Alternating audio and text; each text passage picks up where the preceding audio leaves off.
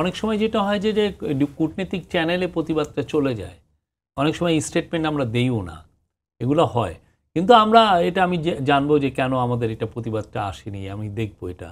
But আমার মনে আছে যখন প্রফেসর ইউনূস শ্রী নরেন্দ্র মোদীর সাথে কথা বললেন ইন্ডিয়ান প্রাইম মিনিস্টারের সাথে বিমস্টেকের মিটিংয়ে, উনি কিন্তু প্রথম যে ইস্যুটা উঠিয়েছেন এটা ছিল ফার্স্ট ইস্যু। এবং উনি খুব একটা বললেন যে মানে যখন বাংলাদেশের বর্ডারে কাউকে গুলি করা হয়, এই গুলিটা মনে হয় যে আমার বুকের উপরে পড়ছে, উনি এভাবে বলেছেন। তা আমরা আশা করব যে এইটা বন্ধ হবে। এটা খুবই ইনহিউম্যান, আনফরচুনেট একটা বিষয়। এটা বন্ধ হবে। আমরা বারবার প্রোটেস্ট করেছি এবং আমাদের প্রোটেস্ট অব্যাহত থাকবে।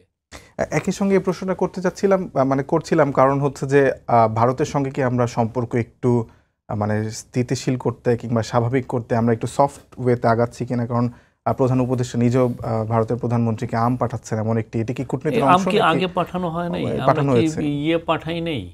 কি জন্য আমরা কি ইলিশ পাঠাই নেই? দেখেন, ইন্ডিয়া সারা জীবন আমার নেইবার থাকবে।